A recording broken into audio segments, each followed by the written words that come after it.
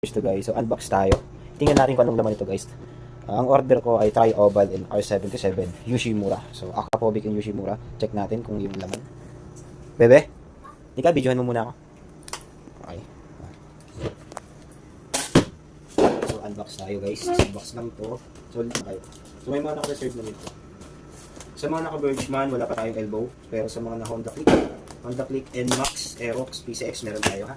ATV 160 meron din tayo. Honda Click meron pa tayo. Okay. Check natin guys yung laman nito. Okay, so una, tayo kami nila konti, pakita mo. Ito mo naman ako, grabe ganun. Ayun, so pakita mo dito. Bubuksan natin. So first guys, unang-una Yoshimura. Ganda ng emblem mo. Solid. Okay, so natin kung unang dumating, Yoshimura. R77. Solid ata guys. Uy, silver. So kung naghahanap ng silver, meron tayo. Yoshimura silver. Ang in-order ko guys ay tagdadalawa. Tagdadalawa lang to ha. So paunahan lang kayo. Meron kasi silang sinend sa akin na block. Kaya ito guys. Yoshimura ulit. Yoshimura. Cut mo na yan dali. Uy, may burn. Sa mga ulit. Okay na. Naghahanap ng burnt blue guys. Yoshimura available. Chrome yung tip guys. Okay.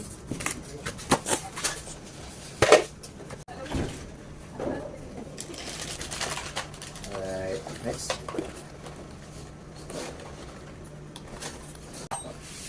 Sabihin, mga black carbon. Ayaw carbon, Jody, saan mo? Ayun, sa carbon guys, meron din. Dalawa to.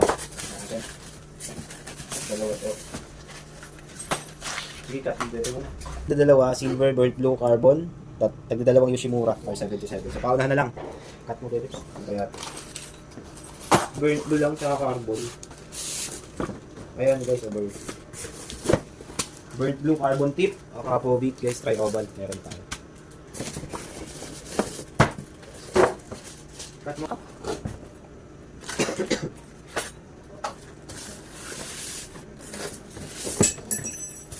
Carbon guys.